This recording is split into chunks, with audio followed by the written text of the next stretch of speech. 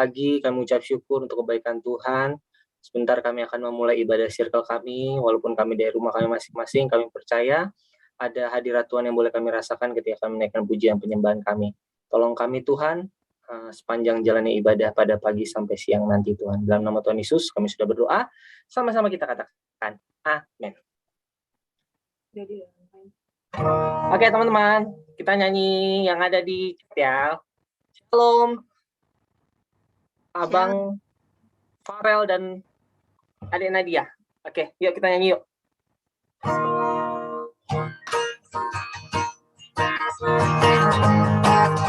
Halo.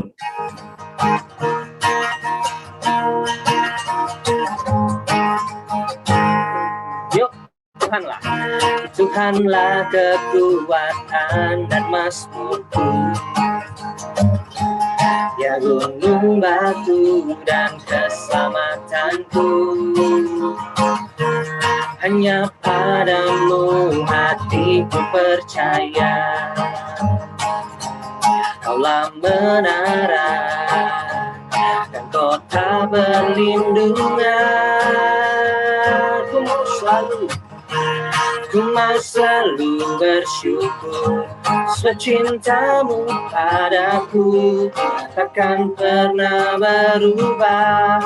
Hatiku percaya walau bumi bergoncang, gunung-gunung beranjak, namun kasih setiamu tak pergi dariku. Diangkat punya dari awal. Tuhanlah kekuatan dan mazmurku. Ya gunung batu dan keselamatanku. Hanya padamu hatiku percaya. Kaulah menara dan kota perlindungan, dan kami katakan ku mau selalu bersyukur. Sebab cintamu padaku takkan pernah berubah. Hatiku percaya walau bumi bergoncang, gunung-gunung beranjak, namun kasih setiamu tak pergi. Ku mau selalu bersyukur.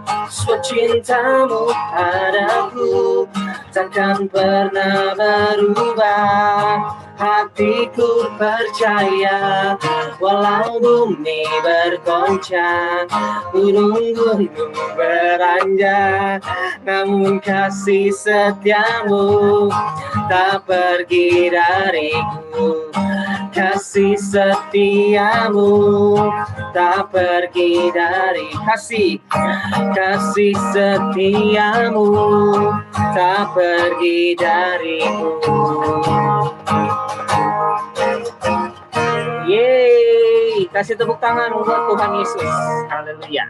Alright. Oke, semua sudah berkumpul semuanya. Hai, Good, Mon, Shalom. Halo, Sindut. Halo, adik Richard yang lagi bergabung walaupun sedang bekerja hari ini. Shalom, adik Richard. Oke, dan Naldo tadi abang nyanyi tiba-tiba ketawa ngeliat belakangnya Naldo. Ada gambar itu. Alright, oke. Kalau V-nya belum ini ya, belum masuk ya teman-teman. Oke, persaksian mungkin teman-teman.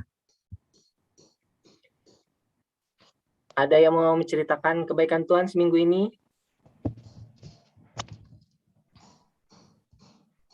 Boleh teman-teman langsung open mic saja.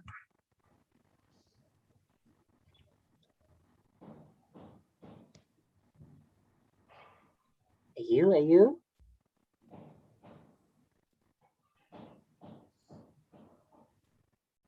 Ada? Raymond nih kayaknya nih. Ayo.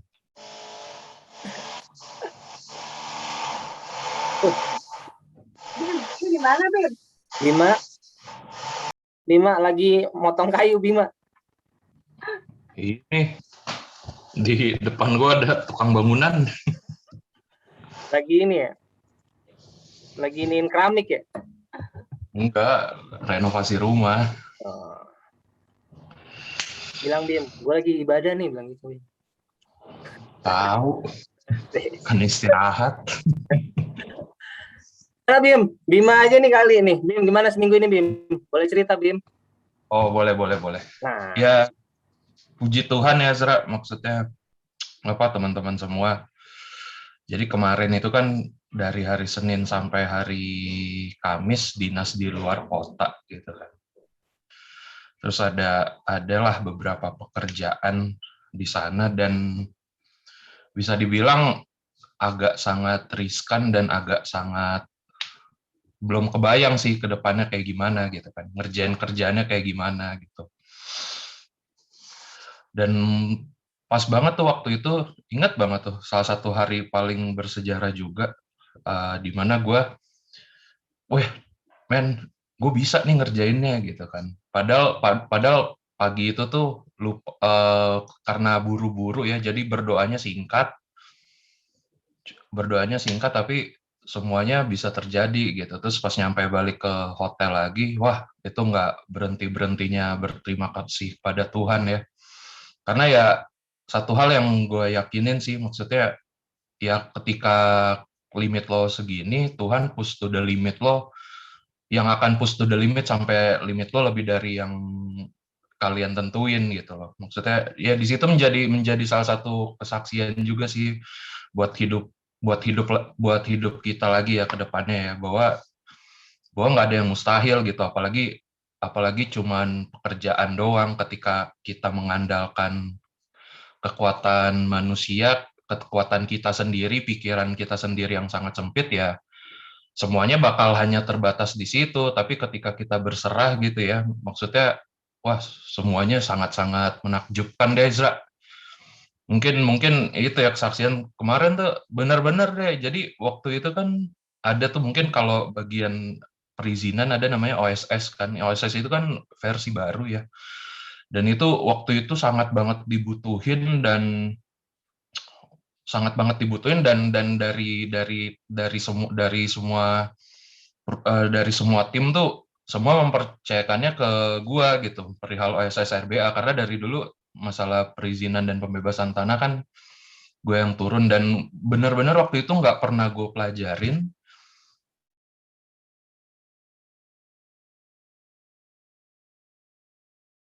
tapi tiba-tiba nanti pas di situ, men Tuhan baik banget gitu loh. Di situ menyadari lagi bahwa kesusahan apapun gitu ya, apalagi dalam pekerjaan, dalam hidup itu, Tuhan tuh punya cara yang ajaib untuk menuntun kita gitu loh. Padahal ingat banget pagi itu tuh cuman minta berkati hari ini aja gitu, nggak secara detail menyebutkan bahwa Tuhan hari ini ada kerjaan yang kayak kayak gini, hari ini ada pekerjaan yang harus ngurusin ini, berkati. Nggak cuma Tuhan berkati hari ini karena buru-buru gitu ya, berkati hari ini biarlah semuanya menjadi kehendak-Mu. Dan siang hari itu tuh jam 12 itu terasa, wah Tuhan itu benar-benar hadir gitu dalam dalam kehidupan kita bekerja, dan dalam segi kehidupan lainnya gitu. Ketika ya terus gue kan juga masih agak parno ya kalau misalkan naik pesawat ya, gara-gara tragedi terakhir kan ada pesawat jatuh. Ya udahlah, di situ berserah aja lah pada Tuhan gitu ya. Nah, kalau hidup mati kan di tangan Tuhan. Ketika Tuhan masih mengizinkan kita hidup, ya pasti akan selamat sampai tujuan gitu. Dan puji Tuhan di situ juga Tuhan masih mencurahkan berkatnya, landing dengan selamat di mana di bandara, dan lagi-lagi Tuhan yang memberikan kita keberanian, yang menjunjung kita lah dari keparnoan kita itu, sehingga ya semuanya jadi, yang tadinya berat, yang tadinya takut, jadi semua perasaan itu hilang gitu loh. Makanya semakin apa ya, dari hal-hal kayak gitu sih gue semakin merasakan bahwa ya Tuhan tuh nggak pernah jauh gitu. Tuhan tuh selalu selalu selalu berada di sisi kita. Cuman terkadang saja kita yang sering menjauh dari hadiratnya gitu kan. Itu aja sih, Zra, kalau dari gue. Oke, thank you Bima, kasih tepuk tangan teman-teman, menguatkan kita semua ya. Teman-teman, mungkin kita juga yang dalam kerjaan kita, studi kita, merasakan juga apa yang Bima rasakan ya, bahwa memang kita nggak terkadang lupa bahwa Tuhan tuh nggak jauh gitu ya. Bahwa ada pujian juga katakan bahwa dia hanya sejauh doa sebenarnya ya. Jadi sepanjang kita berdoa dan berkomunikasi kepada Tuhan, dia itu selalu dekat sama kita gitu. Thank you ya Bim, menguatkan sekali ya. Oke. Sama-sama Zra. Thank you Bim. Sehat-sehat semua ya Bim ya. Salam buat nyokap. Thank you Zra. Oke. Shalom Kak Love. Shalom. Maaf ya, aku lagi pindahan, jadi kayak di rumahku mati lampu kan, lagi dibenerin listriknya. Jadi aku fungsi ke rumah adikku yang adalah tetanggaku. Iya. Jadi ini gadgetnya, perangkatnya segala macam, aku lagi setting. Wait ya, ini mau langsung atau gimana? Kita tunggu Kak Love aja. Kita sambil nyanyi dulu ya Kak. Oh ya, sambil baik. bersiap-siap. Oke. Thank you. Ya. Oke teman-teman, kita akan siapkan hati kita untuk mendengarkan sharing firman Tuhan yang akan dibagikan oleh Kak Love. Oke, aku share lagunya ya teman-teman.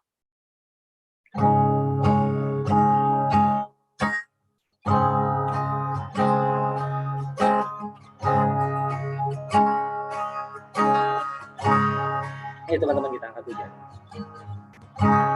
Ku menyembah dalam kudus hadirat-Mu,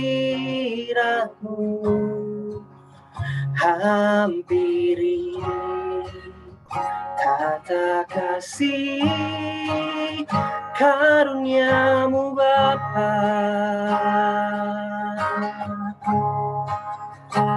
Katakan kekuatanku, kekuatanku hanya dalam hadirat-Mu, Yesusku. Hanya Kaulah segalanya.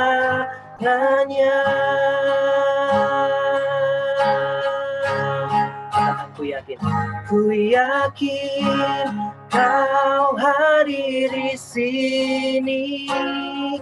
Ku rasakan kuasa yang tak terbatas.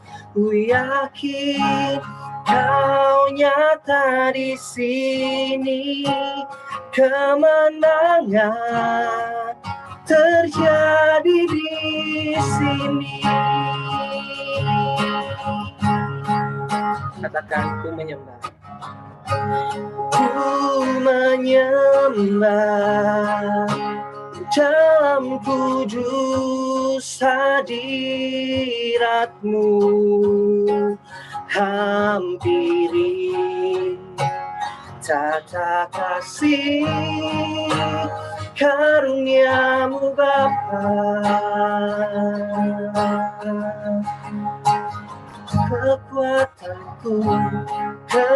Kekuatanku hanya dalam hadirat-Mu, Yesusku. Hanya Kaulah segalanya. Dan kami katakan, ku yakin Kau hadir di sini. Ku rasakan kuasa yang tak terbatas. Ku yakin Kau nyata di sini. Kemenangan terjadi di sini. Ku yakin Kau hadir di sini. Ku rasakan kuasa yang tak terbatas. Ku yakin Kau nyata di sini. Kemenangan terjadi di sini. Mari kita sembah Dia. Kami yakin Tuhan, Engkau hadir di tengah kami. Kami rasakan kasih-Mu Tuhan sepanjang hidup kami. Kami rasakan kebaikan-Mu, Yesus, Yesus.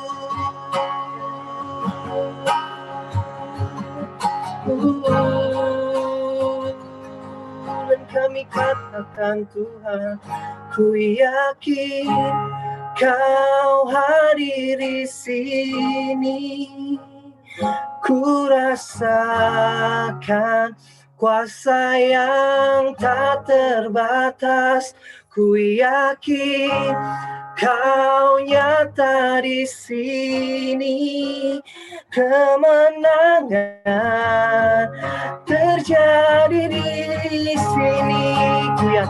Ku yakin Kau hadir di sini. Ku rasakan kuasa yang tak terbatas. Ku yakin Kau nyata di sini. Kemenangan terjadi di sini. Kemenangan terjadi di sini. Pemulihan terjadi di sini.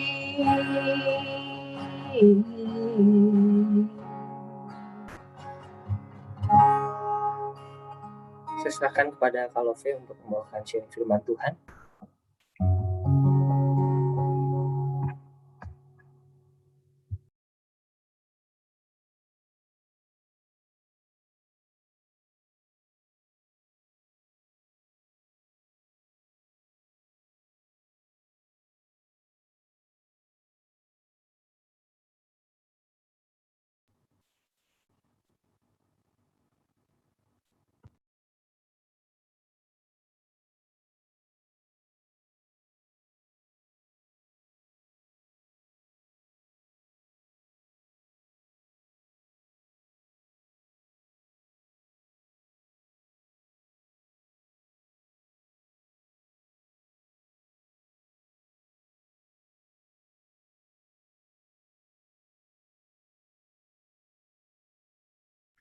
Kita tunggu Kalove ya teman-teman.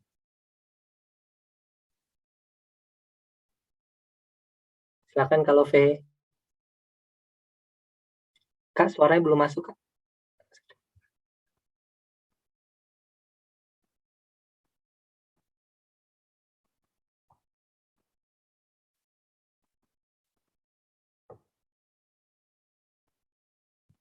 Tapi udah kan itu ya.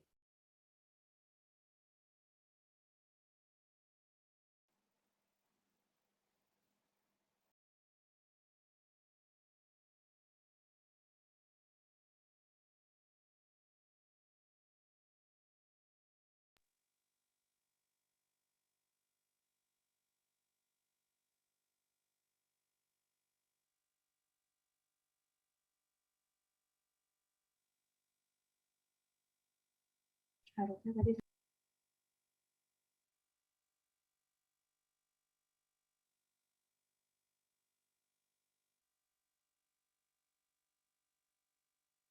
Trial version.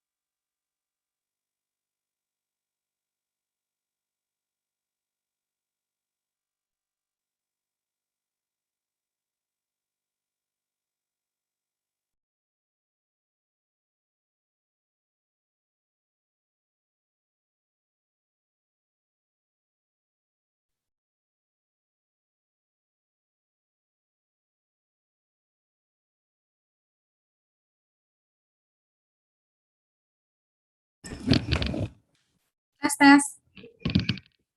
Suaraku sudah masuk? Sudah, Kak. Oke. Hai. Maaf ya semuanya. Ini karena mati lampu di rumahku mendadak harus dimatikan pagi ini dan jadi pindahan bentar nih guys, terus device-nya semua dari tadi dipakai sama yang lain jadi nggak bisa setting. Oke, Kak. Ya, Silakan, Kak. halo Boleh. semuanya, selamat pagi, shalom. Shalom. Saya hai dari Kak Kristo. Hai, Kak. Juga dia. Oke. Sekarang harus menunggu rumah sebelah karena lagi ada tukang listrik. Jadi luar biasa sih bisa waktunya bertepatan gini, cuman nggak apa-apa. Aku tetap excited untuk membagikan firman Tuhan. Oke, shalom semuanya. Hari ini temanya bebas ya. Cuman aku benar-benar dikasih impresi sama Tuhan untuk membawakan ini. Temanya tentang jawaban doa. Yang adalah sebenarnya kayak kita udah tahu semua dan semestinya udah mengalami semuanya ya tentang hal ini. Tapi hari ini aku akan membawakan tentang 3 jawaban doa ini dari ketiga tokoh Alkitab yang juga mengalaminya. Jadi Tuhan, biarlah Tuhan hari ini mengajar kita apa yang Dia rindukan ketika Dia mengizinkan segala sesuatu terjadi dari jawaban doa kita. Apakah itu ada 3 jawaban doa ya, dan Dia pengen kita belajar dari ketiga tokoh ini, apa sih yang mereka lakukan ketika mereka diperhadapkan dengan situasi ini. Untuk 3 jawaban doa, pastinya kalian udah pada tahu ya, ada 3 jawaban doa, ya kan? Yaitu apa saja? Ada yes, wait, and sedihnya bisa juga dijawab no. Tapi no itu juga adalah jawaban Tuhan. Seringkali kita kayak, aduh Tuhan gak jawab-jawab. Padahal Tuhan udah jawab, jawabannya no. Makanya gak dikabulkan sama apa yang kita inginkan. Tapi percayalah, kalaupun itu kita dijawab no dari doa kita, itu pasti gak lepas dari itu keinginannya Tuhan.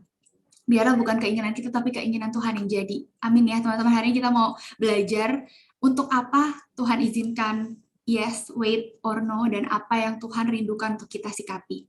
Kita sama-sama belajar dari seorang tokoh di Alkitab yang kasih kita tahu bersama dengan kehidupan yang luar biasa, bagaimana dia benar-benar mengalami Tuhan, iman dia yang luar biasa sampai berani-beraninya melawan sesosok yang begitu ditakuti oleh semua orang, tapi dia nggak takut karena dia percaya Tuhan beserta dia dan dia tetap maju.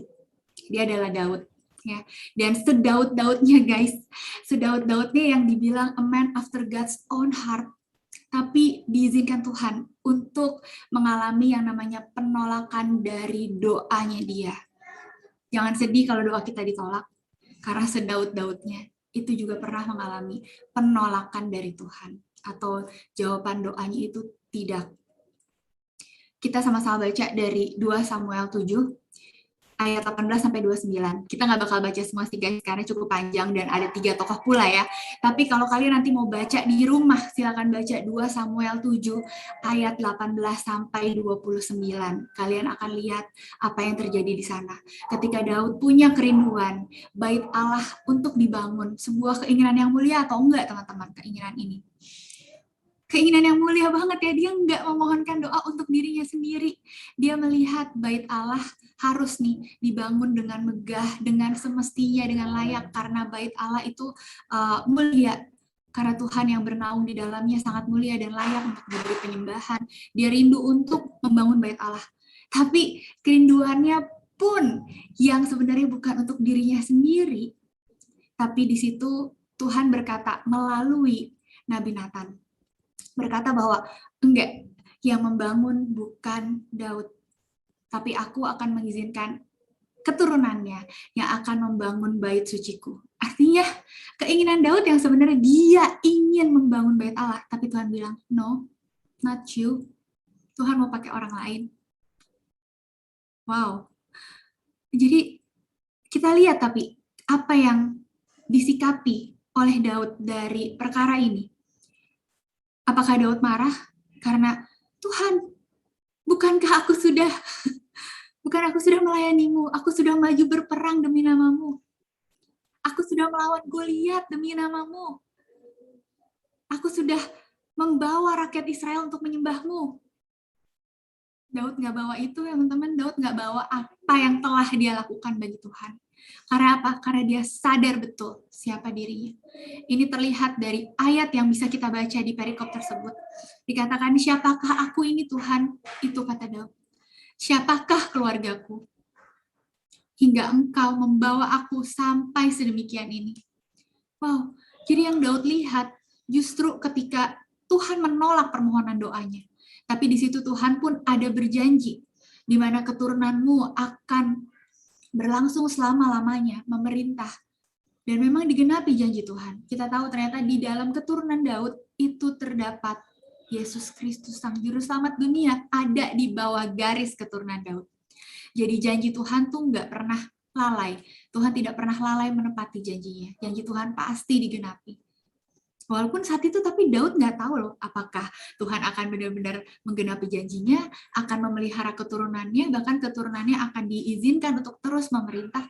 Dia nggak tahu. Tapi dia percaya akan apapun rencana Tuhan ke depan. Itu pasti yang terbaik.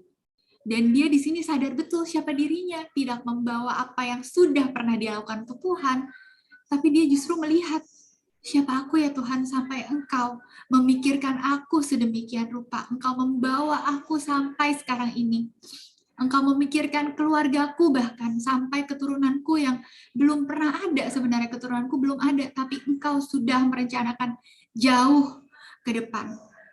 Makanya ketika kita diperhadapkan dengan situasi yang sama, dijawab no atas permohonan doa kita. Dari perkara ini kita bisa lihat, ternyata Tuhan itu telah memikirkan jauh, dan jauh ke depan lebih daripada apa yang bisa kita bayangkan. Dia bukan cuma tahu masa depan, tapi dia sudah ada di masa depan. Makanya dia yang paling tahu, untuk itu kita berdoa. Kalau Tuhan mau jawab no, untuk apa kita berdoa? Karena untuk tahu kehendak Tuhan. Ya kan, kalau Tuhan jawab no pun itu kehendak Tuhan. Dan percayalah, kehendak Tuhan itu lebih tinggi daripada kehendak kita. Karena jalannya lebih tinggi dari jalan kita. Rancangannya lebih indah daripada rancangan kita. Percayalah akan hal itu, teman-teman. Dan hari ini di sini kita lihat ketika Daud diperhadapkan oleh penolakan dari Tuhan. Daud bukannya marah, Daud nggak kecewa, tapi dia justru malah terpukau, semakin terpesona. Siapa aku Tuhan? Penting banget untuk kita tahu, sadar diri siapa kita dan siapa Tuhan. Jadi kalau kita berdoa, itu sebenarnya bukan untuk kepentingan Tuhan. Karena doa itu tuh benar-benar privilege kita, teman-teman. Kita diizinkan untuk punya akses berbicara kepada yang punya alam semesta ini. Bukankah itu sebenarnya sebuah privilege yang sangat mahal? Bisa diizinkan berbicara, mengemukakan apa yang jadi kerinduan hati kita.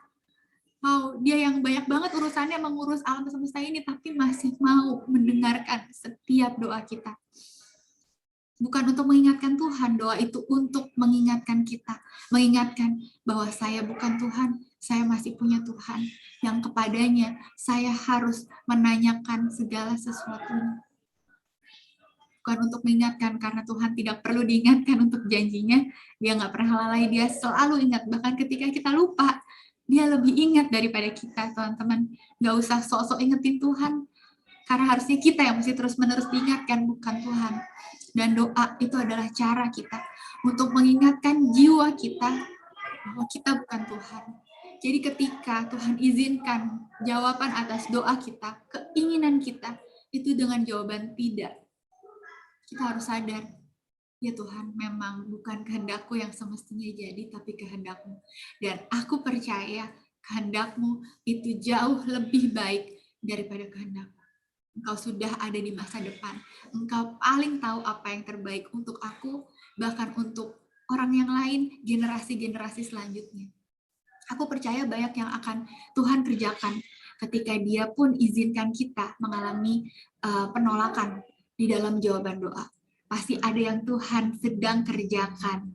Mungkin buat keluarga kita. Mungkin pastinya yang pertama buat kita sendiri dulu. Buat kita, buat keluarga kita. Buat semua orang yang mengetahui permasalahan kita. Tapi ketika Tuhan jawab tidak, dan bagaimana sikap kita meresponinya, itu akan jadi berkat, akan jadi inspirasi bagi orang sekitar kita. Dan tunjukkan bahwa iman kita nggak tergantung dari pemenuhan doa kita. Kita belajar dari Kristus ketika dia berdoa. Bapak kalau boleh, kita diajar Tuhan ya untuk ketika berdoa memanggil dia dengan nama Bapa. Sebelum Yesus turun dan kasih tahu apa sih yang Tuhan rasakan terhadap kita. Apakah dia jauh?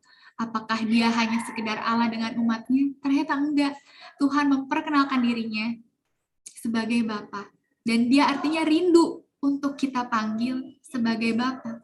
Untuk kita benar-benar merasakan kita anaknya dan dia Bapa.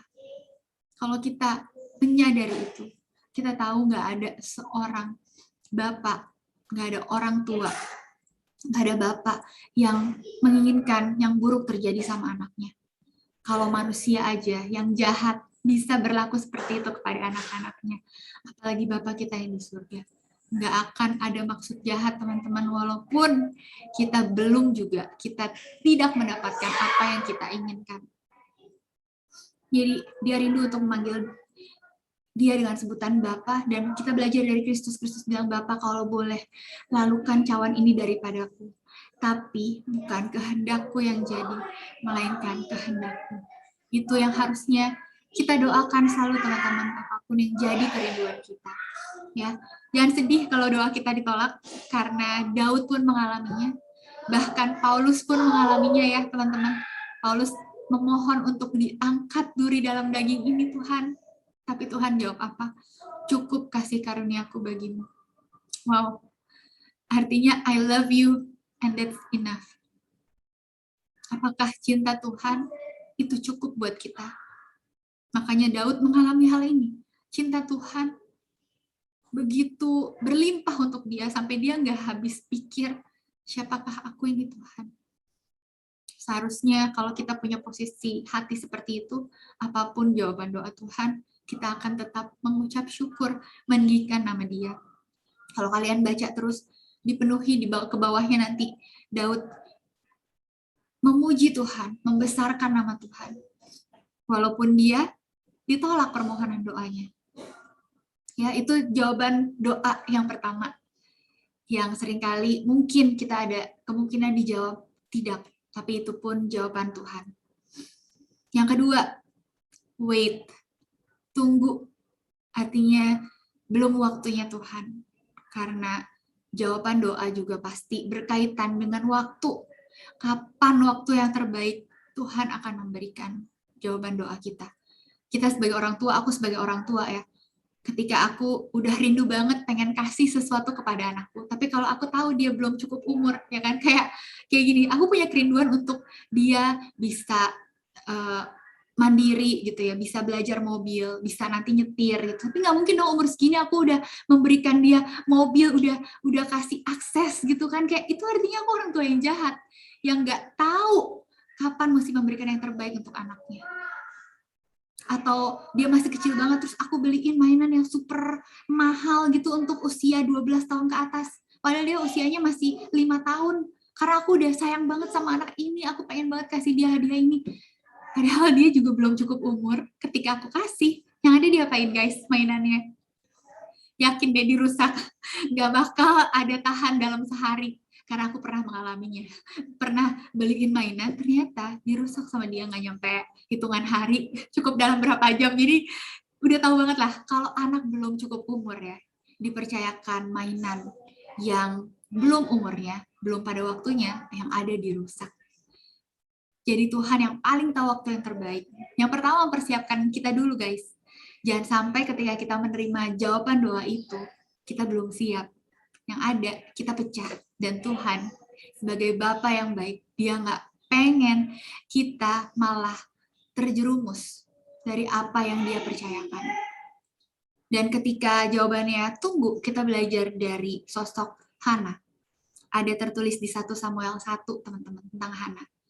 Kalian mesti tahu dulu posisinya Hana itu seperti apa. Hana bukan dalam keadaan yang baik-baik saja, boleh dibilang Hana lagi dalam keadaan terhimpit. Karena Hana yang suaminya Elkana itu punya 2 istri, Hana dan Penina.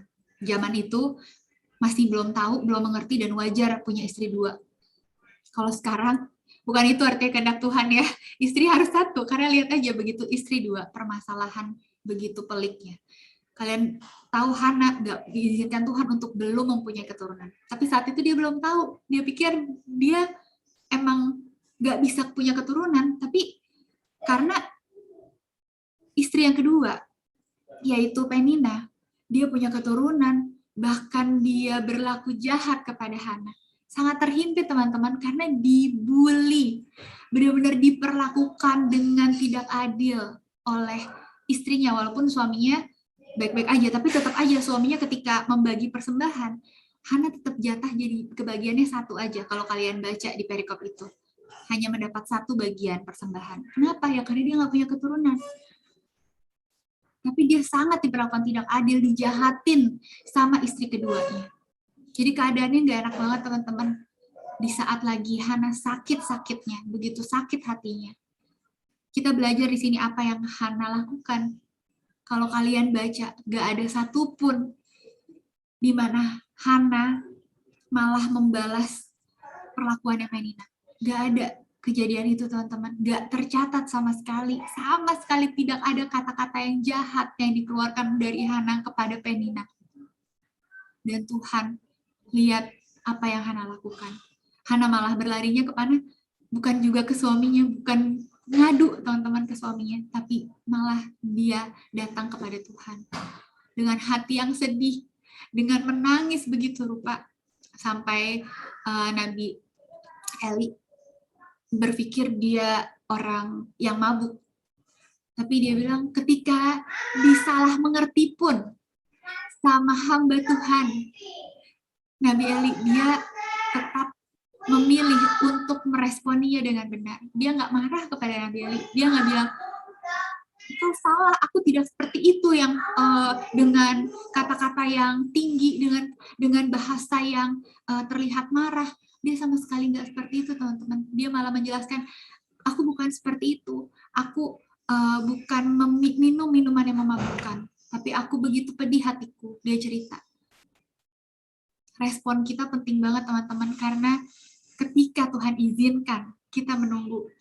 Bukan artinya Tuhan menahan-nahan berkatnya, tapi Tuhan sedang mempersiapkan kita.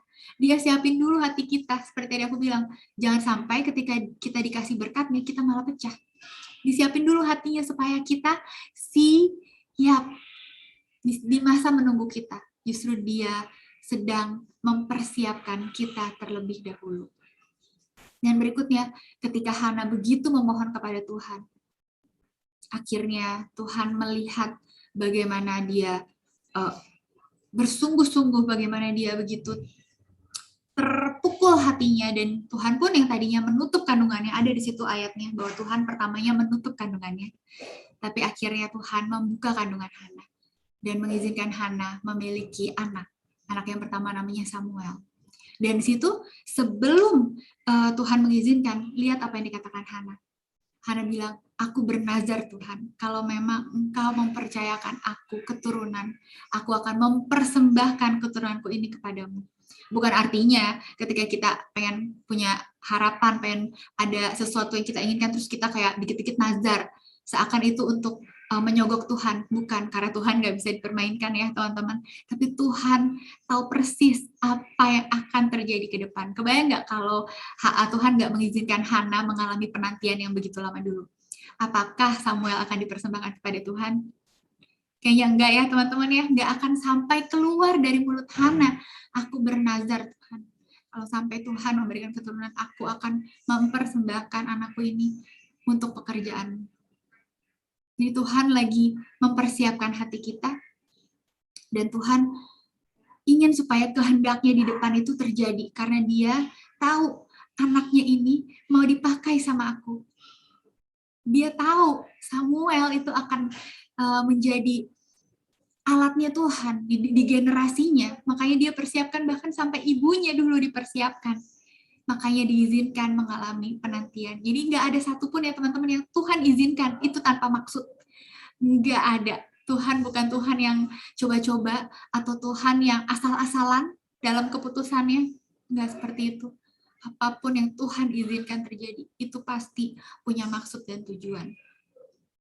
Sampai akhirnya Tuhan mengabulkan apa yang jadi kerinduan Hana. Dan lihat setelah itu perikopnya, apa yang Hana lakukan. Hana di situ memuji Tuhan, dan di situ dia bilang, Engkaulah sumber sukacitaku Tuhan. Wow, bukannya anak ya sumber sukacitanya? Dia baru dikasih anak loh. Mestinya sumber sukacitanya dia ya anak dong, karena kan baru dikasih anak. Tapi lihat di sini posisi hatinya Hana. Dia menyadari di dalam perjalanannya bersama Tuhan. Jadi saat lagi penantian, teman-teman, kalau kalian lagi dalam masa penantian, itu adalah perjalanan kalian justru bersama Tuhan. Semakin lagi mengenal Tuhan lewat masa-masa yang Tuhan izinkan ini. Karena lewat penantian itu ada pengenalan yang bertambah. Seperti itu juga yang dialami oleh Hana.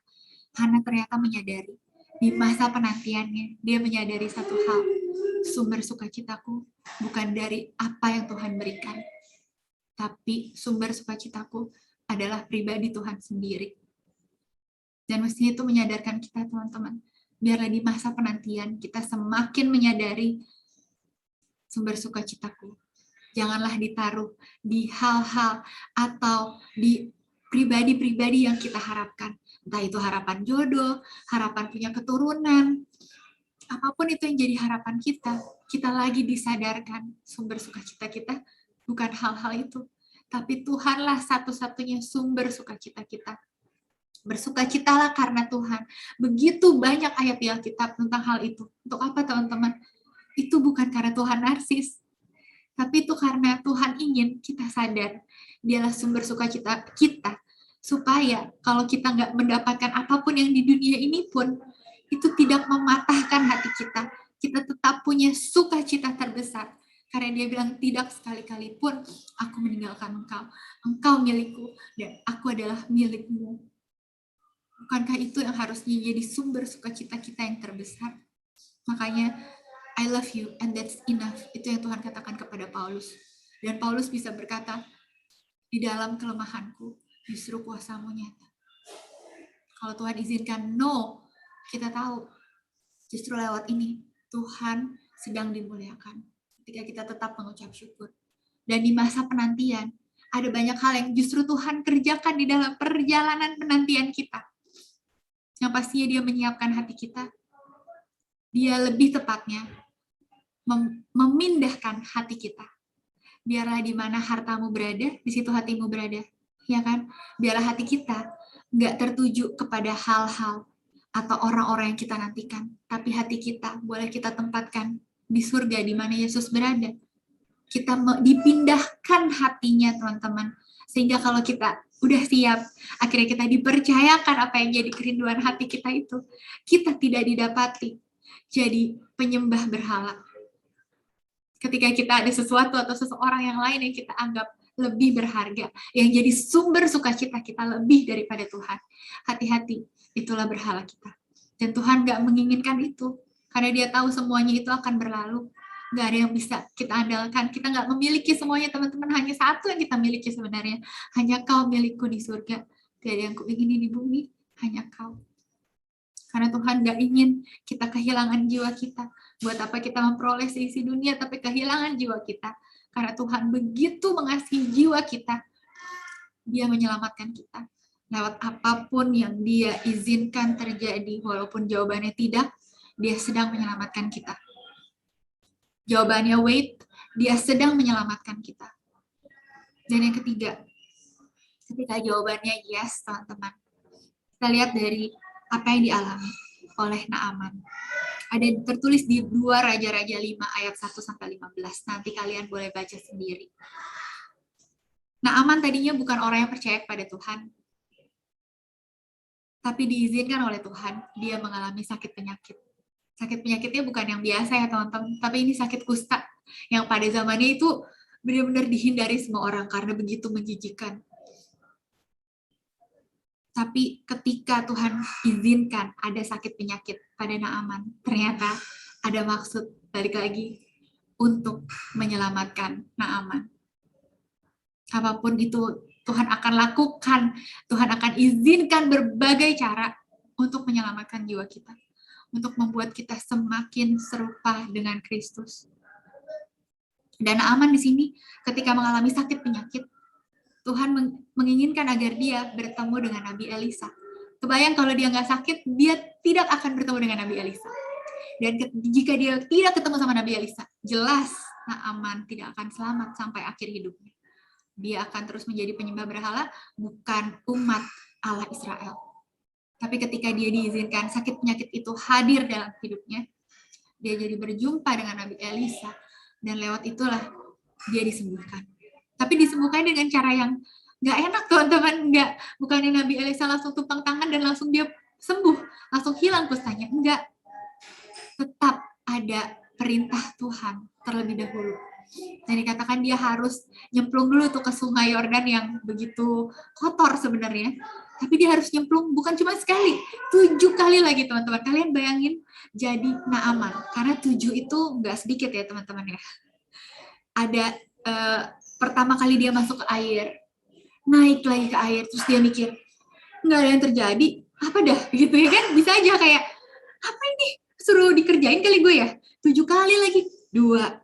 Itu ada berapa tahap dia naik turun, dan tapi lihat, dia tetap lakukan juga, walaupun pada awalnya dia nggak terima. Gak sopan banget ini Nabi Elisa suruh dia ke sungai yang kotor, kenapa nggak sungai di negaraku aja yang bersih? Tapi dia tetap akhirnya, ya udahlah, nurut juga ya, karena engkau yang mengatakannya. Jadi aku nurut juga dengan dinasehati sama para ajudan-ajudannya.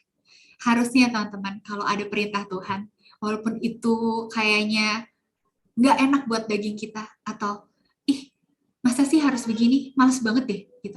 Tapi karena Tuhan yang mengatakannya, karena Yesus yang suruh, harusnya kita melakukannya juga.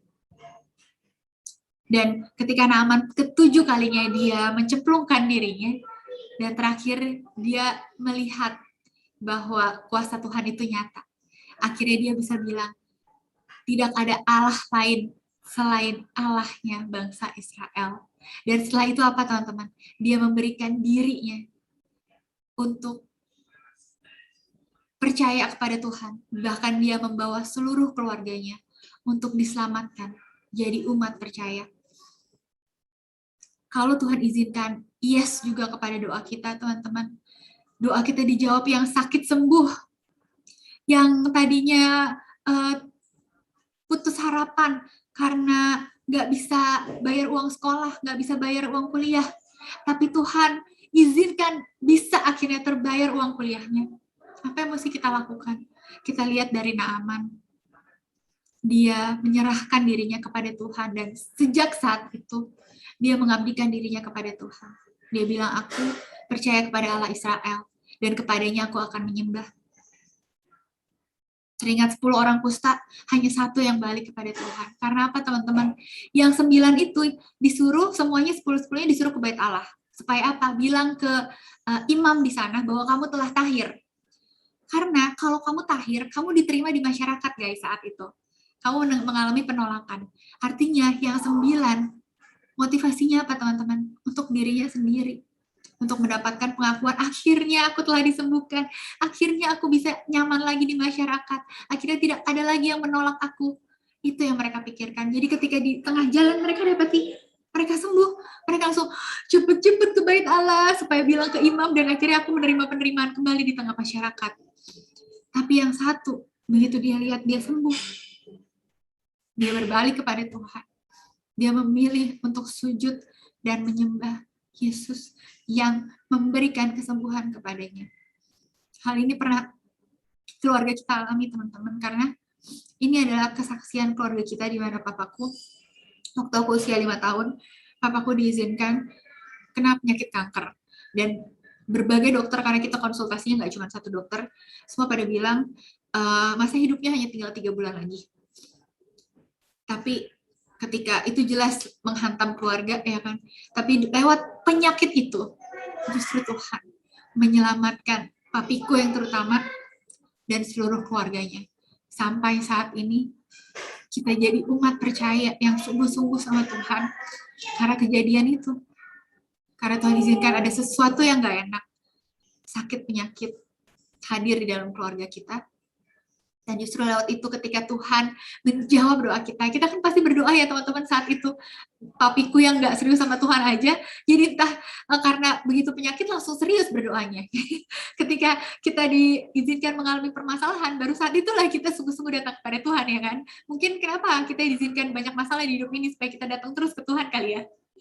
Karena Tuhan baik gitu, Tuhan izinkan ada masalah demi masalah. Karena kalau tanpa masalah kayak kita suka lupa gitu kalau kita bukan Tuhan, kita butuh Tuhan. Dan papiku memohon untuk meminta kesembuhan dan Tuhan mengabulkannya. Setelah itu apa teman-teman? Apakah untuk papiku jadi kembali lagi ke kehidupan yang lama? Yang penting udah sembuh, ya kan? Gak peduli Tuhan lagi. Puji Tuhan, tapi papiku sejak saat itu jadi ikut Tuhan sungguh-sungguh. Dan sejak saat itu banyak banget mujizat yang Tuhan nyatakan di tengah keluarga kita. Dan kita semakin lihat bahwa benar-benar gak ada nama lain selain nama Tuhan Yesus. Itulah yang jadi kepercayaan anak-anak juga, benih imannya dari kesembuhan papi. Dan Tuhan yang paling tahu teman-teman. Tuhan paling tahu ini anakku yang ini. Kalau diizinkan sembuh, itu akan membawa keselamatan dirinya dan seluruh keluarganya. Tapi nggak semuanya memang, jawabannya yes, nggak semuanya. Ada yang ketika kita berdoa, Tuhan izinkan. Dia tetap dipanggil pulang.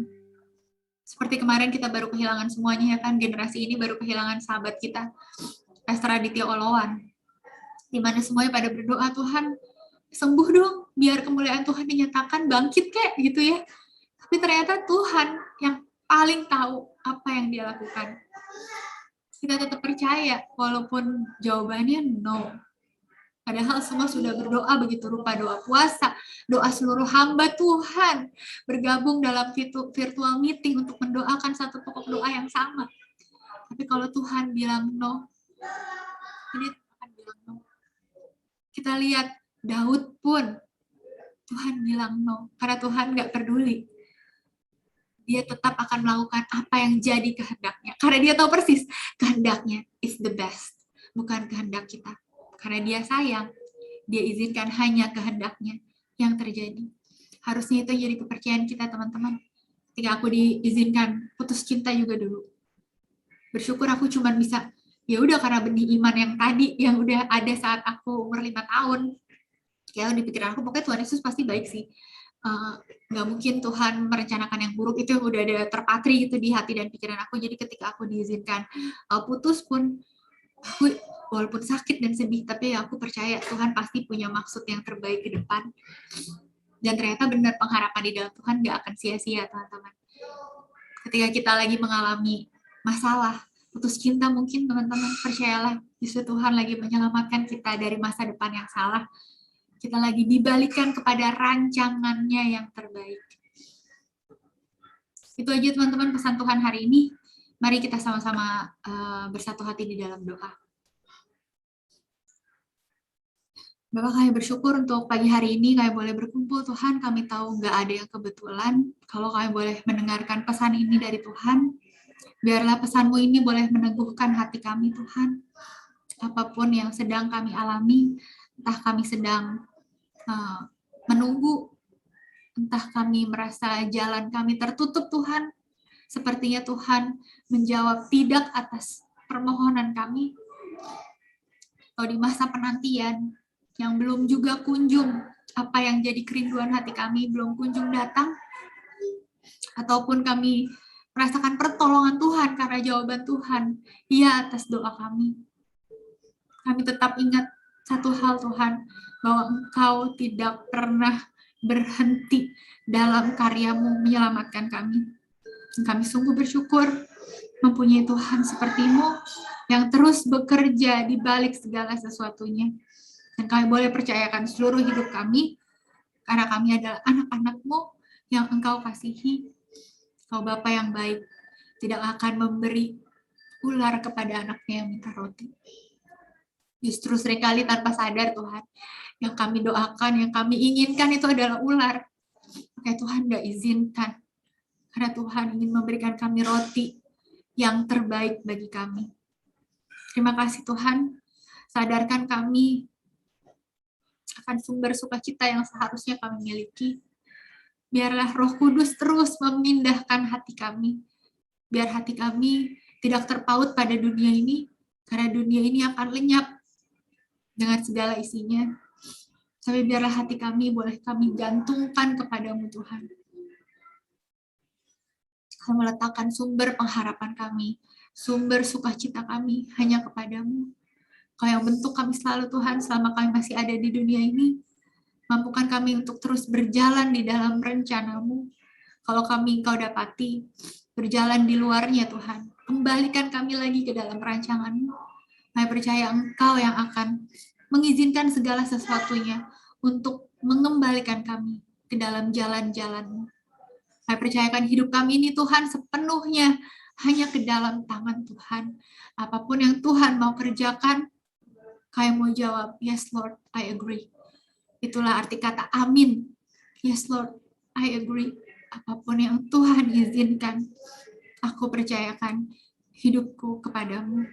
Terima kasih ya Bapak, Engkau berkati segenap youth yang ada.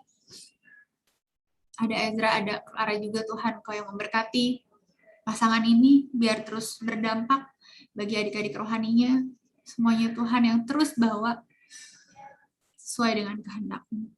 Terima kasih ya Bapak, kami peralaskan seluruh doa dan permohonan kami ini di dalam satu nama Tuhan dan Juru Selamat kami yang hidup, Tuhan Yesus Kristus.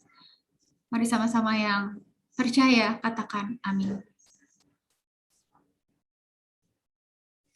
Terima kasih teman-teman buat kesempatannya. Ya, thank you Kak Love untuk firman Tuhan yang memberkati kita ya teman-teman ya. Tidak hanya firman Tuhan, bahkan kesaksian yang tadi disampaikan oleh Kak Love juga memberkati kita semua di masa-masa kita saat ini. Ada mungkin sedang menunggu jawaban dari doa kita. Dan kita semakin dicerahkan kembali ya lewat kebenaran firman Tuhan bahwa ya waktu Tuhan adalah waktu yang terbaik ya. Oke, thank you Kak Love untuk firman Tuhannya. Dan atas nama Circle juga dan ketua di sini, kami mengucapkan terima kasih Kak untuk kesempatannya. Walaupun ya kita sulit untuk mencari jadwal yang terbaik, tapi akhirnya puji Tuhan kita ketemu di minggu sekarang ya Kak ya. Oke, sampaikan salam kami untuk Kak Bang Kristo ya. Sehat-sehat semuanya dan kedua putranya semakin jago bermain basket ya Kak. Nanti next kita main basket bersama ketika nanti besar. Oke, saya serahkan kepada Ezra atau Adik Indira, silakan untuk pengumuman.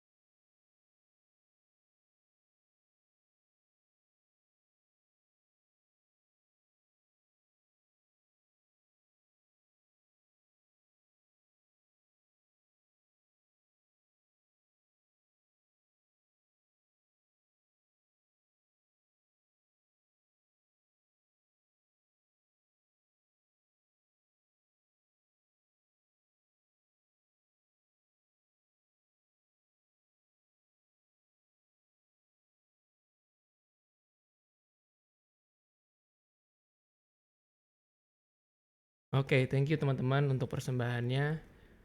Sekali lagi ya, Kak Love, thank you untuk pelayanannya. Salam buat Kak Kristo juga. Di sini kita teman-teman sangat Thank you semua. senang banget dengan firman Tuhan tadi yang dari sharing dari Kalof. Oke, sebelum kita berpisah, kita foto bersama dulu kali ya. Mari yang lagi available untuk open cam, kita akan foto bersama. Ya udah semua ya. 1, 2, 3. Sekali lagi. 1, 2, 3. Oke, thank you all. Saya serahkan ke Ezra untuk doa penutup dan doakan untuk Kalof kali ya, untuk pelayanannya. Sekarang kita tutup ibadah pada siang hari ini. Oke, teman-teman, bagi teman-teman yang mungkin mau bertanya dengan Kalof, langsung aja di DM aja Kalofnya ya. Oke, Kalof bersedia kan pasti ya. Kalau Kalof nanti buka Instagram pasti akan juga membalas teman-teman bagi ada pertanyaan yang teman-teman mungkin ingin menanyakan terkait ya boleh kehidupan, tentang pekerjaan mungkin pasangan hidup ya. Pasti nanti Kalof akan menjawab ya pertanyaan-pertanyaan di teman-teman. Oke. Sebelum kita mengakhiri, kita akan berdoa, doa penutup, dan kita juga akan berdoa untuk kalau beserta keluarga besar. Nanti Pak Stefani akan mendoakan ya teman-teman ya. Oke. Ayo teman-teman, kita bersatu di dalam doa. Tuhan Yesus, terima kasih untuk siang hari ini, mengucap syukur Tuhan untuk persekutuan yang indah Tuhan dengan saudara-saudara seiman kami di komunitas Circle melalui Zoom meeting ini.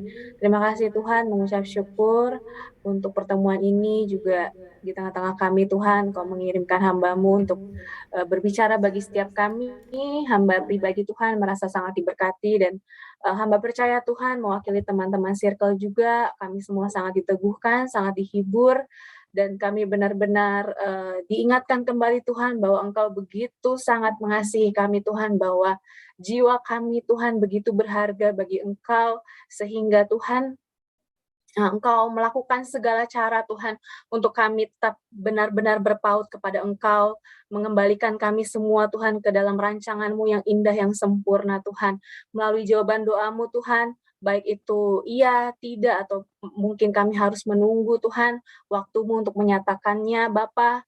Tuhan, mengucap syukur Tuhan hari ini, mungkin kami Tuhan yang sedang menunggu Tuhan, baik itu untuk pasangan hidup, baik itu untuk pekerjaan yang terbaik Tuhan, baik itu untuk rencana masing-masing ke depan, keluarga masing-masing Tuhan, mungkin anak, mungkin rumah, apapun itu Tuhan yang sedang kami nanti-nantikan saat-saat ini. Kami percaya Tuhan, Engkau yang tahu yang terbaik bagi setiap kami, mungkin juga untuk pelayanan kami ke depannya Tuhan, bahkan untuk GBI Ramas 2000 Tuhan, kami juga yang masih terus menunggu Tuhan untuk jawaban doa untuk gedung ibadah kami Tuhan. Terima kasih Tuhan untuk firman-Mu yang telah meneguhkan Tuhan setiap kami. Kami percaya Tuhan, Engkau tahu yang terbaik, Engkau sudah ada di masa depan kami, Engkau sudah ada di sana Tuhan, dan kami percaya apapun yang Engkau jawab untuk kami hari-hari ini, kami mau terus berpaut kepada Tuhan, bukan karena jawaban doanya Tuhan, tapi kami mau sumber sukacita kami Tuhan berasal dan hanya ada padamu saja. Terima kasih Tuhan untuk hamba-Mu Kalove Tuhan yang telah Engkau taruhkan hal ini Tuhan di dalam hatinya, tidak ada yang kebetulan. Kami percaya Tuhan setiap persiapannya, lidah bibir hamba-Mu Tuhan, Engkau telah memakainya dengan begitu sempurna, Engkau yang menyempurnakan hamba-Mu di balik salib-Mu dalam pelayanan kami hari ini. Oleh karena itu Tuhan, kami mau memberkati hamba-Mu di dalam nama Tuhan Yesus Kristus, kiranya urapan-Mu boleh terus mengalir, Kau tambah-tambahkan terus Tuhan talentanya, terus Kau pertajam visinya Tuhan, terus Kau teguhkan panggilannya, baik dia sebagai hamba-Mu, baik dia sebagai hamba Tuhan, baik dia juga dalam melayani sebagai istri, sebagai seorang ibu Tuhan, kami percaya Engkau terus tambah-tambahkan dan pakai dia, sehingga dia boleh terus berdampak Tuhan, ada tanda-tanda ajaib menyertai Tuhan setiap pelayanannya dimanapun Kau tempatkan dia. Terima kasih Tuhan Yesus, terima kasih Bapa, kami mau meteraikan Tuhan pertemuan ibadah kami pada hari ini. Biarlah Roh Kudus yang terus menuntun kami, yang terus mengingatkan kami untuk firman-Mu boleh bertumbuh, berbuah lebat Tuhan dalam kehidupan setiap kami. Terima kasih Tuhan, kami siap untuk kembali lagi berjalan di dalam panggilan-Mu dalam hari-hari kami, mengetahui Tuhan bahwa Engkau begitu mengasihi kami Tuhan, apapun yang telah Kau siapkan bagi kami di depan sana. Terima kasih Tuhan Yesus, terima kasih Bapa. Dalam nama Tuhan Yesus Kristus, kami akan menerima berkat-Mu. Mari teman-teman kita angkat tangan kita dan kita terima berkat daripada Tuhan. Semoga Allah sumber pengharapan, Gembala Agung yaitu Yesus Kristus memenuhi kita dengan segala sukacita dan damai sejahtera dalam iman kita, supaya oleh kekuatan Roh Kudus kita berlimpah-limpah dalam pengharapan, dan biarlah Allah memperlengkapi kita dengan segala yang baik untuk melakukan kehendak-Nya dan mengajarkan kepada kita apa yang berkenan kepadanya. Dan biarlah cinta kasih Allah yang sempurna, persekutuan yang indah dengan Allah Putra Roh Kudus terus menyertai kita mulai hari ini, besok, hingga Tuhan Yesus datang menjemput kita di awan-awan yang permai. Di dalam nama Tuhan Yesus Kristus yang terima berkat Tuhan, sama-sama kita katakan, amin, amin, amin. Puji Tuhan. Oke, terima kasih Kak Love sekali lagi. Thank you Kak. God bless you Kak. Semuanya. Thank you. Thank you teman-teman. Thank you Abang. Bless you all. God bless you all. Happy God bless you. weekend. Happy weekend. Thank you Ezra, Clara, dan semuanya. Ya, kalau Ya, Kak. see you semuanya, jaga Ya, kesehatan. salam dari Kak Krista. Bye-bye. Ya, bye-bye. Bye. Izin live. Izin live.